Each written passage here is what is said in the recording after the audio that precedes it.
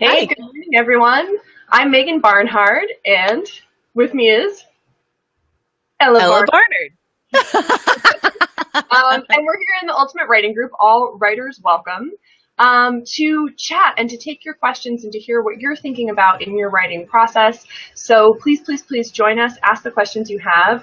Our topic today is excellence and perfectionism. So in particular, if you've got thoughts on that, if you've got questions about that, we'd love to hear from you.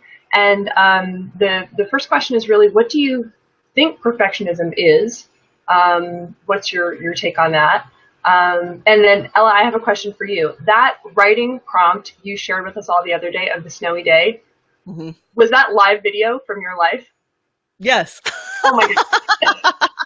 I feel so lucky to be in California, and I'm amazed by people who actually enjoy winter weather. Um, that's kind of a neat place to start with an idea of thinking about excellence, and like perfect, because I would imagine that's not your idea of perfect weather. Yeah. Yeah. Right. No. At that point, you won't listen. And maybe that's someplace to start because in the wintertime, like right before Christmas, sure, that's perfect weather. You're like, oh, we're going to have a white Christmas. Everybody get the hot chocolate. Yeah, But, come but March and April. yeah, by this time of year, I'm like, wow.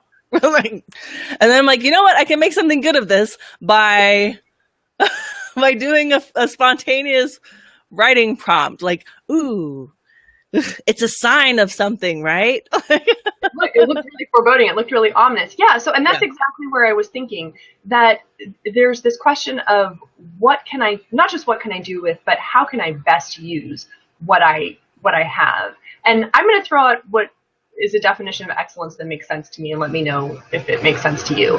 But my idea of excellence is when we hold ourselves to a high standard, hmm which is kind of vague, right? And the high standard is something we define. We know when we're being excellent. I feel. Yeah. What do you think? Does that definition fly with you? Like Yeah. Yeah. high standard? I think we know when we're doing something like maybe to the best of our ability without judgment. Like to the best of our we're Oh, like this yeah. say more about that without judgment part. Yeah. Well, because we're talking about excellence versus perfectionism, right? And perfectionism is holding yourself to the best of your ability and then saying not enough. You Right, right. know? There's this sense with perfect that there is a standard, and no matter what you do, you're always falling short of it. And Yeah. I actually was hearing this conversation about what we do to kids in school. And the term perfectionism didn't come up, but that same concept did, where we create a standard, right? You have to achieve on this assignment. And then the student gets there, and we go, oh, yeah, but actually, now it's the next assignment you have to achieve on. And we continually move the goalpost back, and then, hey, you may have done really fantastically this year, but guess what? There's a whole other year of school. And then guess what? You did so well in high school, and now you have to conquer college. And so there's this idea that you, in school, it's kind of a concrete way to see this. You move the goalpost back. But if that's what we're doing for ourselves, what do Mhm. you think the effect is of that? What does that feel like when we just say, nope, you didn't hit it yet, you didn't hit it yet, you didn't hit it yet? Well, yeah, it's very discouraging. It's incredibly discouraging, and especially like when you're writing, uh, to think that there's nothing that your stuff is never good enough, which is also like one of the core like insecurities that people have, right? Everybody, if you get down to all your insecurities, it's that question of whether I'm good enough. Yeah. And so when you continually move that goalpost and you don't allow yourself to appreciate your excellence, like you and we like to talk about celebrating your progress, right? Yeah. So celebrate your progress or appreciate where you're at and the excellence that you've given for where you're at within the context, doing the best that you can, within the context of where you're at right now without judgment. That's very powerful versus comparing constantly wondering if you're good enough and trying to meet a goalpost that's constantly moving, which is very discouraging and I don't think helps I don't think it's like a workable or useful mindset for anybody. And we could see that really concretely if we went back to your video of the weather. The weather is external to you, so this is kind of a cool way to see it because it's not a self-judgment. But if you looked at that weather and you compared it with the weather in Fiji, right, or if you chose your ideal destination and you compared that weather, then obviously it falls short. And the energy would be spent looking at that weather and going, why can't you be like the weather in Fiji or in Greece or wherever it is? Yeah. Instead of, ooh, there's a mystery and there's a wind, and wouldn't this make a cool writing prompt? And here's, I think, where there's a very subtle point we should draw out, because I have a suspicion that a lot of people know rationally they're not supposed to embrace perfectionism. That they hear perfectionism, they know that's not the right path, but secretly there's a feeling of, I really should go that way because I don't want to do something that's not perfect. And there's a conflation of something that's really good and something that's excellent with something that's perfect. So let's dive more into, let's talk more about what perfect means. If you were going to hazard a definition of perfect and perfectionism, what would that sound like to you? Perfectionism is, and I'm not as eloquent. So, but for me, perfectionism is. You are eloquent.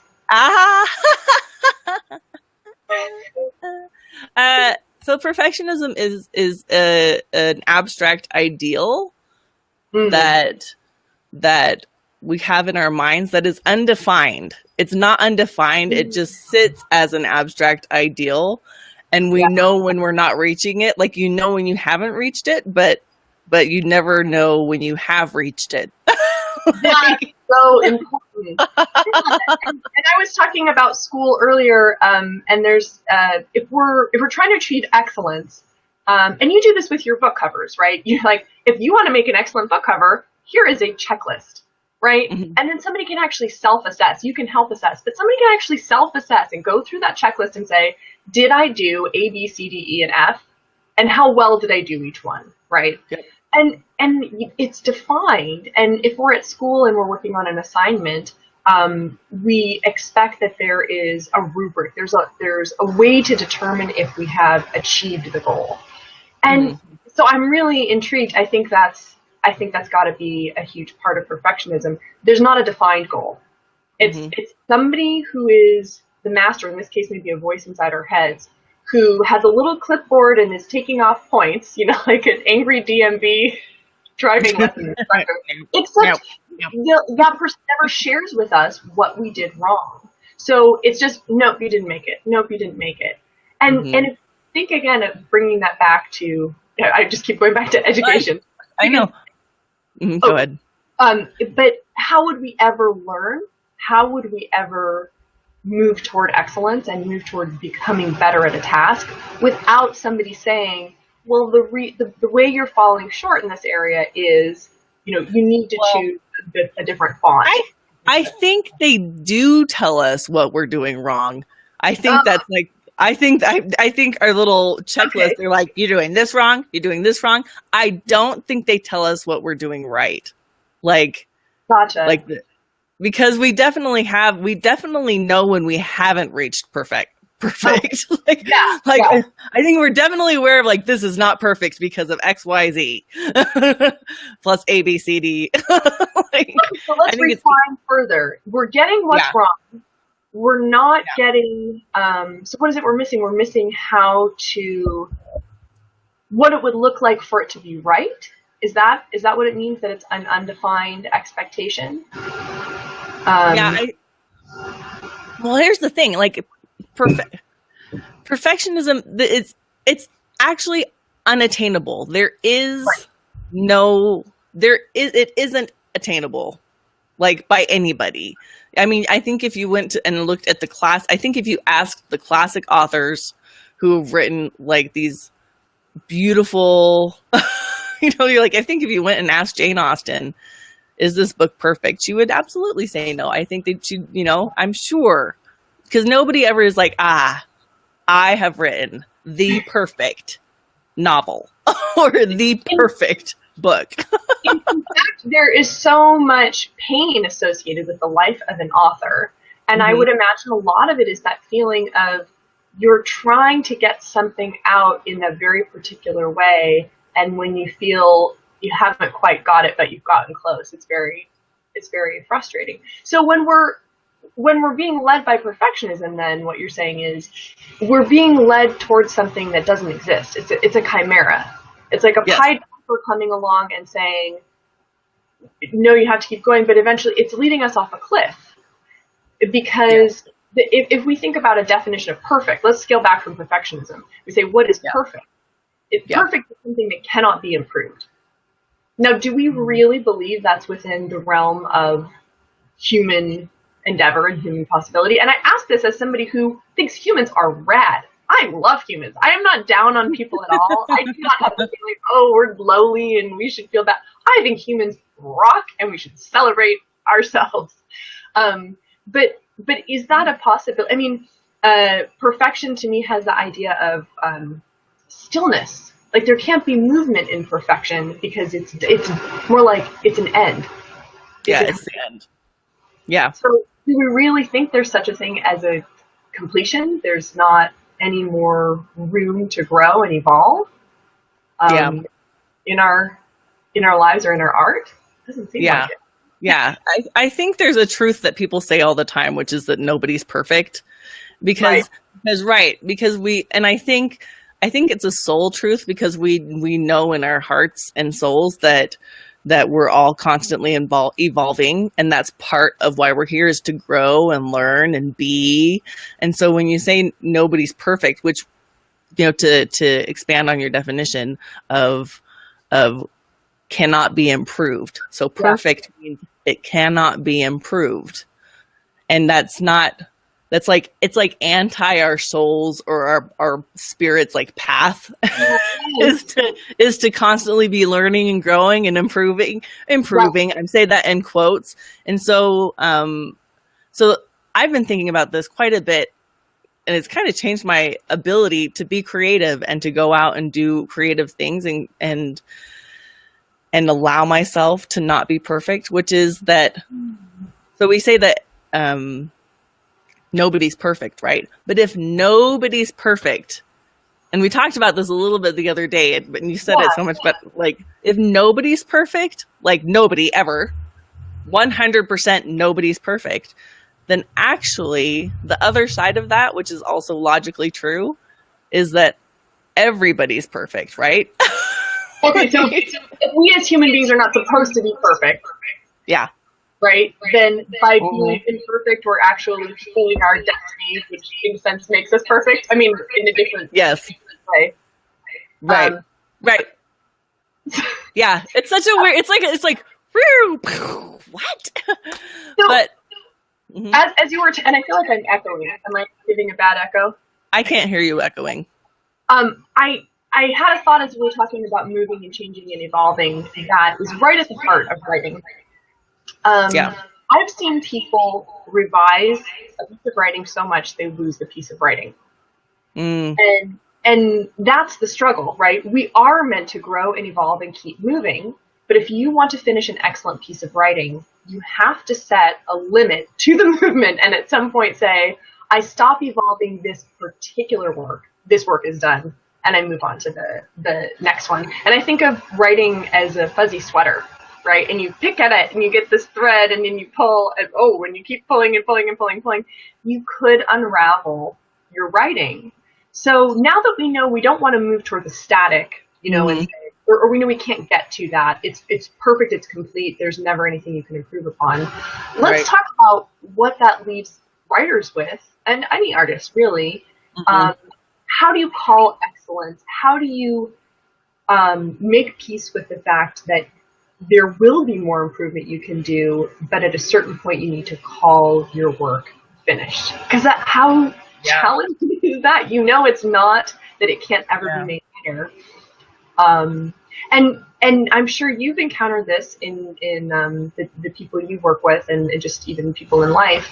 But the person who has the piece of artwork inside herself, the writing, something else, and she won't stop working on it in order to share it with the world, right? Like the person who's always still writing her book or still revising it or just going back to that one painting and adding on to it.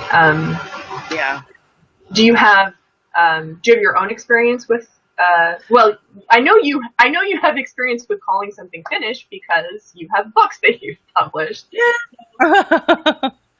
Can you think back? Do you remember what that experience was like to say, I'm calling this done, like deciding how to call something excellent, even though we know it's not perfect because that's not possible? Yes. Yeah. I do know some people who are constantly, oh, I just want to add this one little thing, or, oh, I need to improve this, I need to add another picture I want to put in the book, or I want to, and it's not a picture book. It's just a book with a couple of pictures, but I got to put it out, like I do know, or I'm not sure about the title, that could really get you stuck for a long time. If you, you're like, it has to be the perfect title. Right. Yeah. So and I'm thinking about the class that you and I did together recently. And one of the students couldn't even get to the point of making a cover because she was hung up on getting the right image. Part of the cover was only one component, but she wasn't ever able to get to the point of making the whole cover to see if it was going to work, because it was that one piece it was that search, right? Yeah. The quest. I'll find that one perfect image. Yeah. Yeah.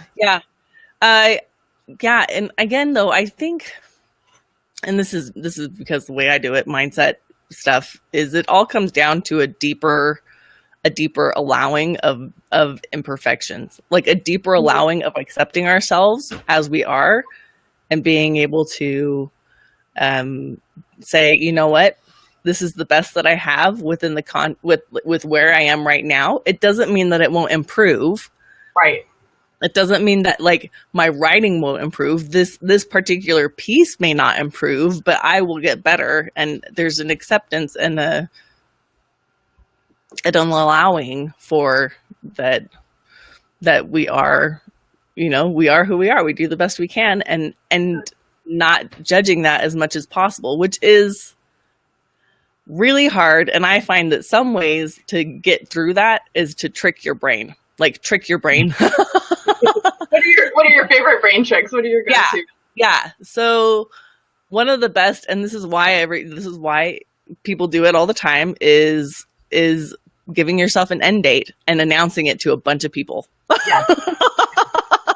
the positive kind of peer pressure. Yeah. Yes. Say, here's what I plan to do, and then the world holds you accountable, and they say, how's that book coming? Aren't you publishing it next Tuesday? Yeah. Oh, yeah. Yep. You give yourself a realistic date, one where you know that you can do you don't give yourself a date that you know that you can't provide, produce something to the best of your ability within that time frame, but you choose a realistic date, and then you announce it to a bunch of people who will be like, I'm looking forward to your book. To do with that positivity. So you actually brought up something really key in the statement you made, because you said give yourself a realistic date, and part of that is knowing what's involved in the process. And that's so key. When I published my book, I was following something another author had written that was how to write, all the steps involved in publishing. The writing for me came really easily, but I had never published before, and just all these things you didn't think of. And I was following, I think it's Steve Scott, and I think he's got something like 46 points on a checklist. Yeah. But it was so valuable because I was able to look at that and look at a calendar and make a rational plan. And I had to modify as I went. I said, I thought that would take a little bit less time. It took longer. You can negotiate with that end deadline as long as you do it from a place of non-judgment, you were saying, and also just practicality. Oops, that didn't work, or I have friends coming to visit this weekend. I won't be able to get the work done that I thought I would. But knowing the pieces, those two things are so key, because giving yourself a deadline that's reasonable won't happen until you know the work involved. But also by knowing the work involved, you're going to build that confidence in yourself, because it's not anymore, this is what I think would make a good publishing process or a good cover or even a good, book overall. Mm-hmm. I'm basing this on knowledge. I'm basing this on what people have researched and what people have done. So I think the knowledge piece can help with the non-judgment piece too. It makes it a little bit external. Yeah. Well, I've been thinking a bit in this conversation, because we're talking about, knowing. Yeah. Having the knowledge, right? But what if you don't know, and how does that stop people? Like I don't usually get stopped once I get going. So once I get started, I'm committed, right? Okay. Yeah. So, but I absolutely get stopped before I start by thinking this will never be perfect enough. And it's a reason that a lot of people don't start, or they think they've started. I have heard this more than once from more than one person. Oh yeah, my book is all written. I just have to put all the words on the page. Yeah. Right? Like in my mind, I know exactly where it's going. And then, of course, my next question is, why aren't you putting the words on the page? And it's fear of it's not going to come out right. It's also just hard. It's a very challenging task, and there are ways that you can divide it up that make it a lot more friendly, doable. But absolutely, which is another great place for tricking yourself. Mm-hmm. Instead of sitting down and thinking, I'm going to write a grand opus. I'm going to sit down and I'm going to set a timer and I'm going to write for 20 minutes. Whatever comes out, comes out. I'm going to sit down and I have to grab the author's name. I have to find the name. But he has a series of YouTube videos that's so powerful. It's about intend to write something bad. Ooh. Sit down and write something bad. And I think I did that yesterday in the Facebook group. Say again. I think I did that yesterday in the Facebook group.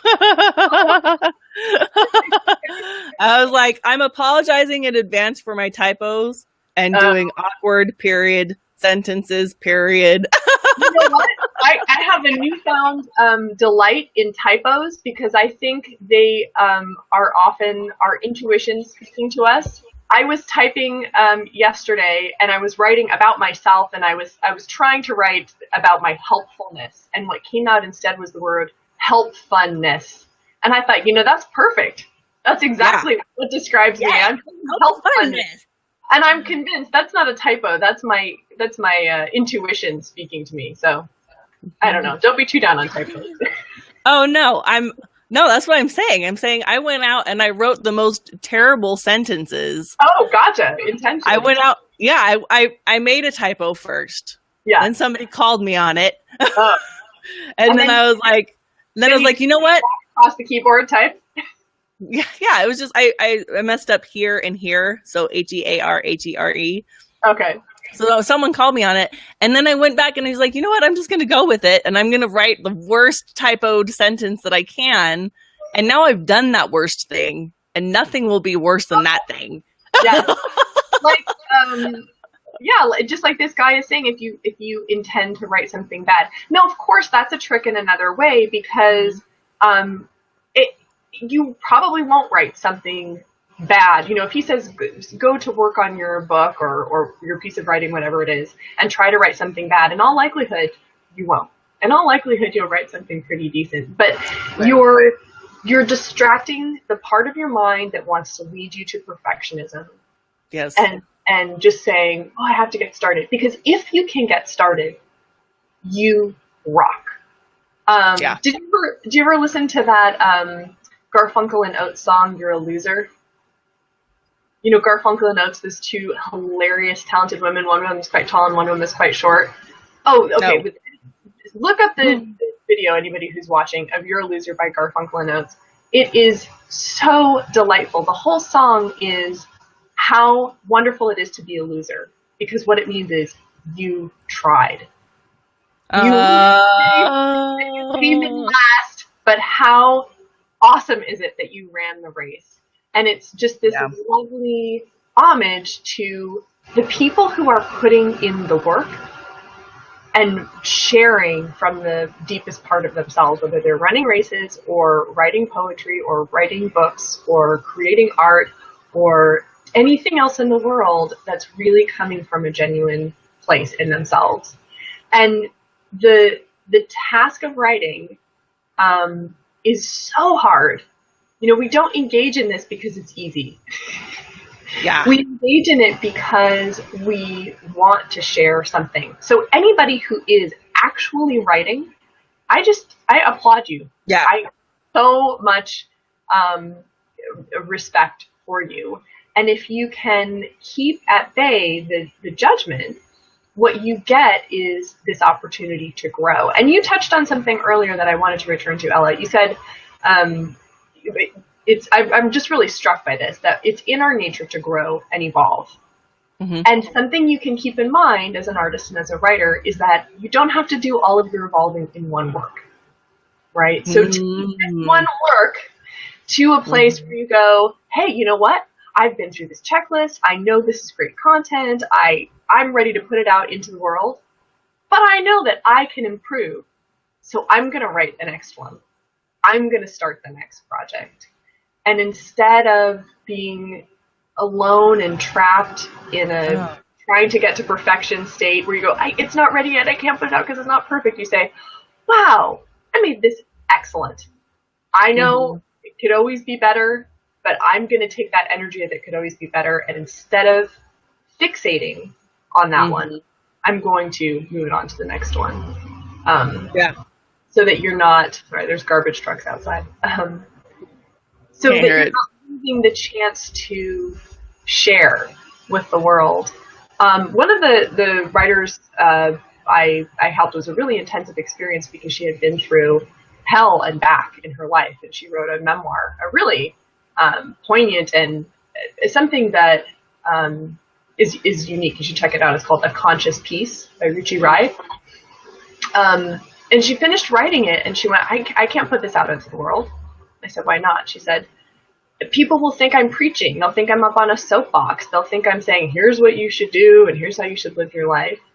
And my response was, it's always possible that somebody will not like what we wrote. And it's always possible that somebody will say, who are you to do this?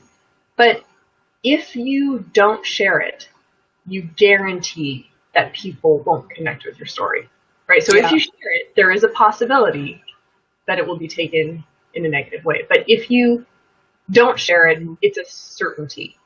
Well, so has she had some good responses? People are writing to her and saying, I thought I was the only person who felt this way. She had 2 extremely serious car accidents. I mean, the paramedics looked at the car and they said nobody should be alive from that. Wow. And the kind of healing that's involved in that is not just physical, it's psychological. I mean, it just, there was so much that it disrupted in life. And so people had gone through all kinds of traumas. They wrote to her and they said, I thought I was the only one. You made me see there's somebody else out there and also giving this hope, right? Because even though it's been a hell of a journey, she's doing incredibly well and is just, she's not giving up. She's making it, she's making it what she wants it to be. So for somebody else to see they're not alone and that here's a woman who is healing from it and sharing her experiences about healing. When I think of the possibility of that loss, that other people have gotten to read that, I go, that's not acceptable. So it's not that you have to create art because you owe something to other people, but I guarantee that if there's something that you are really driven to say because it's really coming from a deep place in you, there is somebody out there who not only wants to hear it, but needs to hear it. Yeah. And doesn't even have to. Oh, I am. Echoing. Oh, and I'm not hearing you echo, so I don't know. I guess we're just hearing echo. Okay. We'll test it. We'll see if anybody else can hear our echoes. Yeah, but not. So it's not even. It doesn't even have to be like some deep deep from your heart thing though, even though like it could be like all the time books are like, if you ask me whether I'd rather read a book or watch a movie, I would absolutely rather read a book. Yeah. That way I get to make the characters all look the way that I want them to look. Right. But I mean, but that's my brain break. You know, I'm like, I've done a lot of work on this thing. This stuff is all gone. I've done this and this and this. And now I need a break for my brain. Yeah. And I need just a good character to ride along with. Right. You know, but it's not heavy. It's not heavy. It's just fun. I mean, I just want a fun book. And I think in this group, there's a lot of people that are doing some really enjoyable. Yeah. But that doesn't mean that they don't touch me. They absolutely do touch me. Like, I'm like, oh, they're for a different purpose. Yeah, there's all different reasons to get your stuff out there. But I'm super excited by how many people in this group have already gotten things out there. Like, right. There are a lot of great books. Yeah, it's exciting. The people in this group are definitely makers. Like, they're definitely getting it out there. And but yeah, I give everybody a high five. Right. And that's showing up and obviously overcoming perfectionism to the extent that you can put your work out in the world. Because I do know people who haven't put their work out into the world. I know people who say, I mean, one of the people who told me, I have my whole story. I just have to, you know, my book is written. I just have to put the words on the page. And I'm going, isn't that the definition of writing? Is putting words on the page? And I have great empathy for that. Oh, yeah. What I hear in it is, I just can't put it, what if it's not, what if it's not, what if it's not? And that what if voice, you know, it's that perfectionist voice. And here's something else to keep in mind. You and I have talked a lot about optimism. Mm-hmm. And I see a connection here where, you know, we tend to say it's more realistic to expect that things will fail. And the reality is none of us knows the future. Mm-hmm. And when you're hearing that what if voice of perfection, it's trying to tell you it knows the future. And it doesn't. Yeah, it doesn't. It doesn't know. I say this all the time to my husband because I'm the more optimistic and he's the more realistic. Yeah. And I'm like, there is no more chance. Like, it's like 50-50 or whatever. Like, it's 50-50 that it could go awesome or it can go not awesome. Like, right. There is no law of physics that says yes, not be awesome. Yeah. I mean, it's exactly right, though. I'm like, there's just as much chance that it could be wonderful weather or not wonderful weather. Like, it's just as much chance that everybody could hire you or nobody could hire you. It's just as much chance that someone will say yes or no, depending on who you're talking to, you know? So, yeah anyway, that's what we're super huge fans of is helping people increase the chances of the good outcome by getting support, by getting into the right mindset, by getting the right tools. So there's more than a 50-50 chance that you'll do well if you also focus on getting the right knowledge, getting the right mindset, and getting support from people who want you to succeed. Awesome. I feel like, conquer perfectionism. I feel like we put it in its place. Yeah. Right? I feel like we said, be gone, we don't need you. Okay, awesome. Well, I don't know if I have any questions for people who are watching us right now, but we welcome anybody who watches this later to jump in with some questions or comments, or we'd love to hear from you. What's your idea of perfectionism? What do you do to keep it at bay, keep it in its cage? Lion tamer. Yeah. And I don't know, did you have any last thoughts? I feel like we just totally described perfectionism, and a lot of people don't need to do it. Yeah, I would be really curious for people, how does it show up in their lives? I'd be really curious. How does perfectionism show up in your life? And, or like you said, how do you deal with it? And can you hear my cat? Yeah. Okay. He goes specifically into the bathroom because he knows it echoes, and it amplifies. So sometimes he'll go straight into the bathtub. Anyways, You're talking opera singer.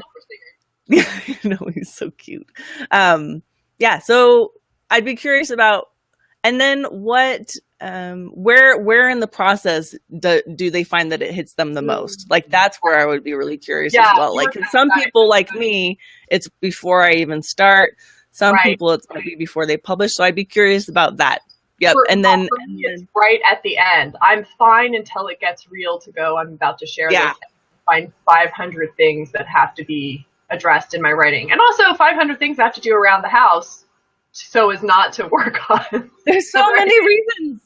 There's so many things to do rather than deal with that not feeling good enough. Exactly.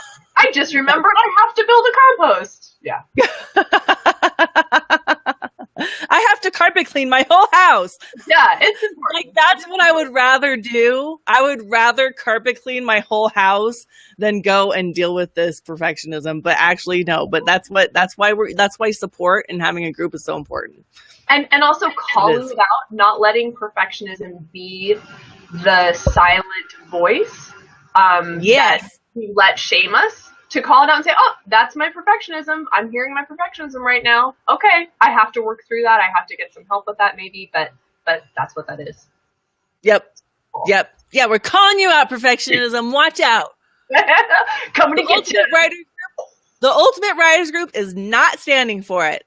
Yes. All writers welcome, but perfectionism, we are not letting you in. There's a red circle with a line through it. Yeah. Actually, you know what? It's just a big hug. I feel like we could hug perfection into not existing. Because it would be like, you're trying to, make me feel sad until I don't do this anymore. And all I have for you and all I have for my writing work and all I have for myself is love. Right? Like, you can't make me feel bad about this. Just gonna choose to feel good. Like Elizabeth Gilbert says, she puts her critic in the back seat of the car, but he's still on the ride. Yeah, I love that. You're not allowed to touch the radio. You can't control the air conditioning. Yeah, but you're here and you can come along, but you can't say anything. Awesome. Okay. Okay. Well, thank you so much, and we'll see you all later. Please put your comments and thoughts in, and we'll talk to you real soon. Bye. Bye.